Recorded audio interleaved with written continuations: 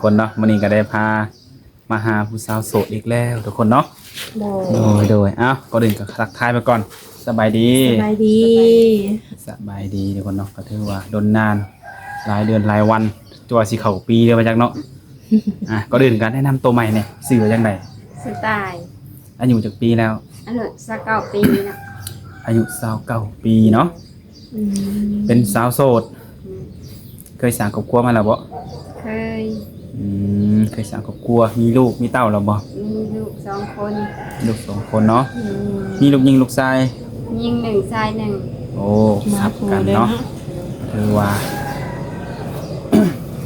า มีลูกอยู่2คนยิง1ชาย1ตอนนี้ลูกใหญ่อยู่จักปีแล้วตอนนี้ผู้กบอายุ6ปีผู้อันที่2อายุ2ปีปลายแต่เขาเรียนเบิดแล้วเขาเรียนเบิดเนาะผักเรียนแล้วบ่หรือยังตอนนี้บ่ได้ผักต่อเลยบ่ได้ผักแรกเลยโอ้โดถือว่าเพิ่นเขาเรียนเบิด2เนาะคือปัจจุบันนี่ถ้าตายเด็กลูกคนเดียวแม่นบ่แม่นอยู่เป็นโสดมานี่ได้จักโดนปานใดแล้วเนี่ย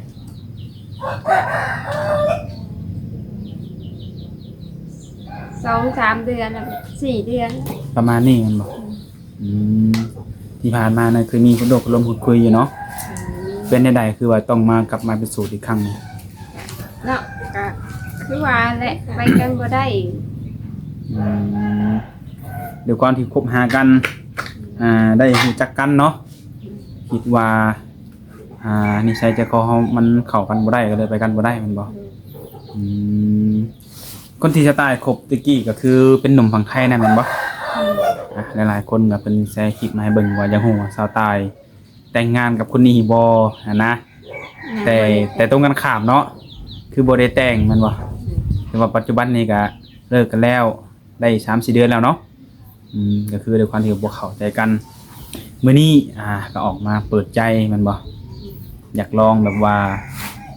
หาเบิ่งคนใหม่อีกเนาะซั่นซะเนาะคือคนก่อนเคยคบหากันแล้วมันก็ไปกันบ่รอดก็ต้องแยกย้ายกันมาเปิดใจในมื้อนี้จังได๋พร้อมที่จะสละโสดเลยบ่บ่ทันอยากสละโสดนะอยากเบิ่งกันแต่ก่อนเบิ่งดนบ่ตัดสินใจไว้แล้วก็คือนั่นแหละคือที่ผ่านมาเนี่ยตัดสินใจไว้พุ่นเนาะแม่นบ่ทันได้ตั้งตัวฮู้จักกับเราจักมื้อฮอดเดือนบ่ฮอดเนาะขนาดฮู้จักฮอดเดือนก็ยังไว้กันบ่ได้เนาะรอบนี้กะว่าสิเบิ่งใจดนบ่ถ้ามีคนเข้ามาจีบมาคบนำแหน่จัก 4-5 เดือนก่อนก็ได้เพราะว่าผ่านมาก็ผิดพลาดแล้วนะตัดสินใจไว้โพดดูก็ถือว่าเป็นบทเรียนเนาะถือว่าเรียนจบในส่วนนั้นรอบนี้ก็ขอจัก 4-5 เดือนถ้ายังบ่ได้นอนก็รับปีขึ้นไปพุ่นแล้วเนาะเบิ่งเอาให้เนี่ยให้นอนเพราะว่าเฮาอยากได้มาเป็นคู่ชีวิตเนาะแต่ต้องเลือกอีกบ่ซะว่าเพิ่นต้องเป็นคนไทยคนลาวรอบนี้บ่ได้เลือกเนาะไทยลาวได้เบิดเนาะคือสไตล์อายุ29ปีถ้าว่าจะได้สามีอีกนี่สิเอาอายุหลายปานใดต้องอายุหลายกว่าเฮา30ขึ้นบ่แม่อยู่ใน30นี่ได้แม่นบ่ถ้าอายุ30ขึ้นไปจะยกตัวอย่างสามีสักอายุ60นี่นะ60 65นี่เนาะลงได้บ่เบิ่งนิสัยใจคอเพิ่นไปก่อนเนาะบ่ได้ก็เฮาก็เบิ่งก่อนนะแสดงว่าวัดกันที่นิสัยแม่นบ่เรื่องหน้าตาหรือว่าเรื่องอีหยังนี่ต้องมีข้อจำกัดอะไรอยู่บ่มีน่ะคนบ่รอคนแบบไหนก็ได้แม่นบ่ขอแต่ว่านิสัยดีเนาะนิสัยดีแล้วก็นิสัยตรงกัน เข้าหากันได้เนาะแล้วก็บ่ได้เลือกติว่าเพิ่นน่ะสิเป็นทางผู้หมายกันก็บ่เลือกดอกเฮาก็ไม่ห่างอีกกันถ้าแบบเจอคนแบบเคยผ่านประสบการณ์มากันนี่น่าสิเข้าใจกันดีเนาะว่าการมีครอบครัวการมีลูกนี่มันเป็นแนวใดเนาะในการที่จะสร้างครอบครัวเนี่ยจังได๋ต้องเอาเพิ่นมาอยู่นำบ่หรือไปอยู่นำสามีก็ได้เนี่ยลูกใหญ่ก็ไปได้เนาะตอนนี้ก็ลูกก็ยังบ่ใหญ่บ่มีไผเบิ่งนะปะก็ปะบ่ได้ก็ไปตามสถานการณ์ตามเหตุตามผลเนาะ คือปัจจุบันนี้ลูกน้อยกันสิไปเบิดลูกเพิ่นยังน้อยแต่ถ้าในกรณีแบบว่าเอ้าทั้งแม่ทั้งลูกมาอยู่นำอ้ายซะอ้ายสิดูแลเลี้ยงจังซี่สิว่าได้ใดโอเคอยู่บ่ เอา แบบ ไป นี้ ไปได้แล้ว อยากบ้านเขาอยู่ เป็นใดๆบ่หวั่นใจบ่โดนใด เกรงใจเนี่ยก็แม่นแล้ว ๆเกรงใจเพิ่นดูความที่ว่าลูกเฮาเนาะก็คือว่า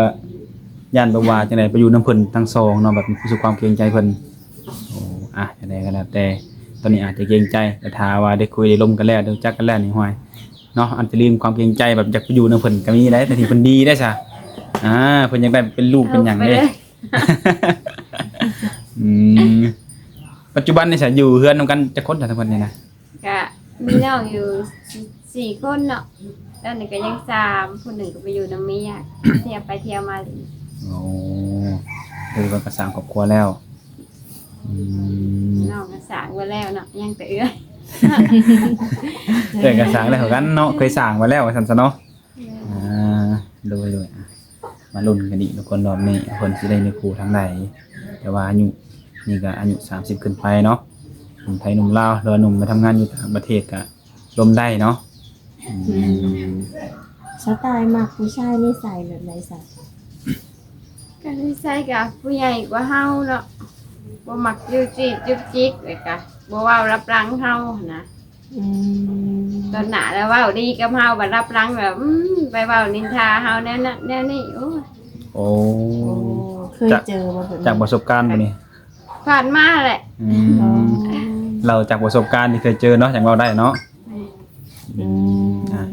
ตอนหน้าเฮาบ่เว้าอิหยังหั้นนะ โดยแน่ รั น บ อน หลังเฮาเสร็จไปเว้าน้ำผู้รักแนวนี้นะโอ้ย พอพูดทีแล้วมันก็เสียความรู้สึกเลยเนาะ แม่น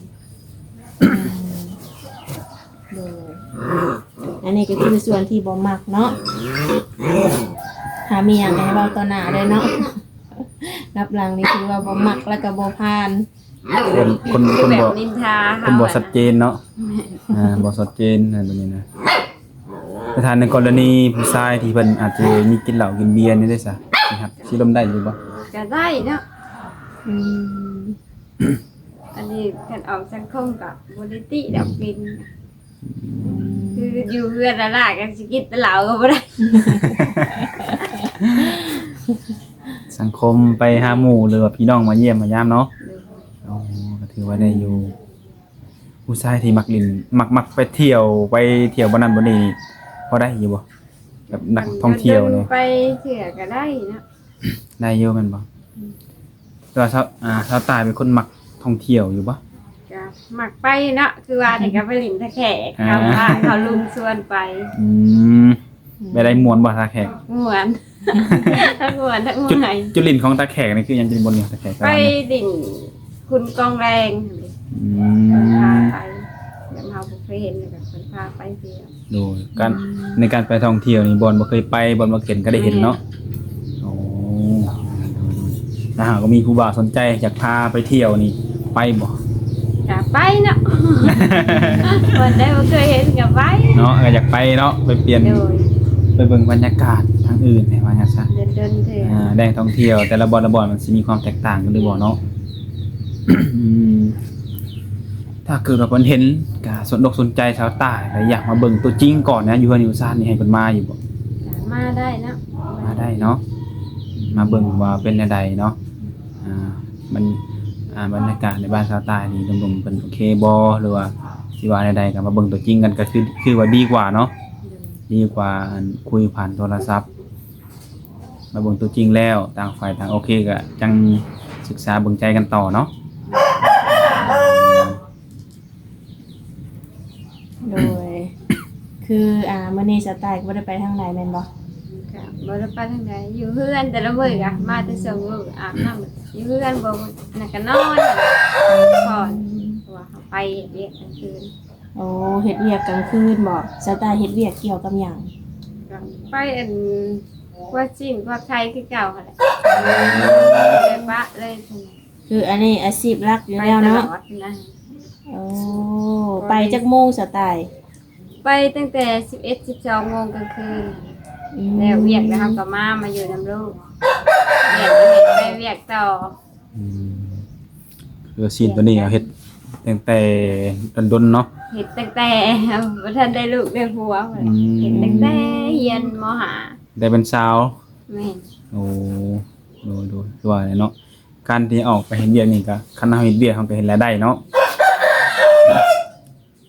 โดยคนไปใดไปดีเฮ็ดให้เฮ็ดนายบ่ซะ ก็บ่ได้เฮ็ดนะมีหน้าเฮ็ด โอ้ ไปหาดำใส่ป้าใส่ลูกมา อืมคือว่าซื้อข้าวซื้อน้ำนั่นบ่นะซื้อข้าวเนาะ เดือนหนึงบ่จักซอบสไตล์ ก็บ่ได้สูบเปลืองปานใดเนาะน้องหนุ่มก็บ่ได้สูบกิน โด เรา ย ตื่นมาก็กินหมี่กินอันนั้นไปแล้วก็แล้ว บ่ว่ากินข้าว กินของสำเร็จรูปเนาะต้มหยังไปคุมื้อนี่ อืมคือแบบว่าสไตล์กับผู้งามเนาะแล้วแบบหน้าตาของผู้บ่าวนี่นะสไตล์เจ้าจำกัดบ่ อ่าบ่สั่งสิจำกัดเนาะ หน้าตาแนวใดก็ได้บ่ การอะไรก็ได้แต่บ่จำกัด หลักๆคือเอานิสัยเพิ่นพ่อบ่ นิสัยพอ อืม หน้าตาเดี๋ยวเบิ่งกันไปก่อนนั่นแหละ โดย สั่งสิเว้าเนาะเรื่องหน้าตาคนเฮา สำคัญก็คือนิสัยแหละเนาะหน้าตาดีนิสัยบ่ดีก็มีบางคนก็หน้าตาบ่ดีนิสัยบ่ดีก็มีหันนะก็ได้ก็ต้องได้โอ้ได้ล้มกันเลยได้ก็ฮู้ดอกเนาะว่าเพิ่นสิเป็นคนใดๆนิสัยแบบใด แบบคือสไตล์สะดวกแบบให้เพิ่นโทรมาหาตอนใดสไตล์ โทรมาเอาแรงบ่ อืม เพราะว่าตอนเช้าเฮามาเฮาอาบน้ำเฮาก็อยากพักผ่อนฮะ อื อื ม มดู ตอนแรงหา6โมงแบบนี้บ่7-8โมงนี้ ช่วงบ่ายไปก็ได้ อืม ไปทุกมื้อเลยแม่นบ่ ไม่แต่วันสิ้นละผัก โอ้วันชิ้นผักละผักเนาะนี่แหละทุกคนเนาะถ้าผู้ใดเข้ามาล่มมาจีชะตายก็อยากให้เข้าใจในส่วนเวลาเนาะเพราะว่าเพิ่นมีเวียกกลางคืน 11 โมง แม่ หรือว่า5 ทุ่มเนาะอยู่ไทยเพิ่นห้องเนาะ เห็นทะลินโทรศัพท์กลางคืนกับว่าลมผู้บ่าวแน่นั่นนั่นนี่โอ้ เห็นจุดสีเขียวขึ้นบ่ได้เนาะ พี่แต่ยังบ่ได้นอนซ้ำเลย เออ จะแจ้งแหละบางมื้อมาก็3โมง4โมงเช้า อืม แล้วไวก็มาไว้2โมง2โมงครึ่ง แล้วแต่เนาะ แม่ โดยอันนี้ก็คืออยากให้ทางนมๆเป็นเข้าใจเนาะ11-12 โมงหรือบ่ายโมง2โมงเห็น ยัง ออ ยั น งบ่ นี้ นอนอยู่ ว่าไงคือ5 ทุ่มเนาะว่าไงเพิ่นต้องไปเฮ็ดเวียกเนาะ อืม ต้องเฮ็ดเวียก เสียง ตอน ขึ้นไป จนแจ้งเนาะว่าซั่นแม่นบ่มากลางเว้นมาถึงตอนเช้า 6-7 โมงก็ยังรับอยากนอนเลยเนาะนี่กลางคืนก็ให้เข้าใจ ถ้าว่ามีผู้ใดมีหยังงอกก็มีแต่ส่งข้อความมาไว้เนาะ แม่ตื่นมากเบิ่งเอง ตื่นมาเดี๋ยวเองตอบเองเนาะใดๆก็เนาะ คือว่านี่มาแต่เที่ยวเมื่อยก็อาบน้ำนอนเลยบ่ได้สนใจมันก็ครับ เออ ตามสไตล์ของคนโสดครับเบียกครับคนเบียกกลางคืนเนาะ แม่ นั่นแหละ ว่ามาแต่เที่ยวเมื่อย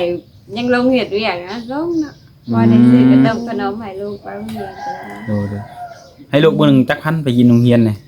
บ่ได้ให้นะมีแต่ซื้อให้โลด โอ้ยังบ่ให้เพิ่นท่านใส่เงินแม่นบ่ แม่ มีแต่ว่าอยากขนมเราซื้อให้เพิ่นถือไปกินบัดนี้ ไปกินอยู่โรงเรียน ไกลบ่โรงเรียนจากเฮือนนี่ ก็ใกล้เติบเนาะถามตลาดแรง อืม อืมแปลว่าไปฝากอยู่หานะเดือนเท่าไรสไตล์ เดือนหนึ่งจองเอ้นน้องจ้ะ300,000คือผักแรงนี่เพิ่นก็ไล่ขึ้นนะ โอ้ คูละ350,000 อืม โดย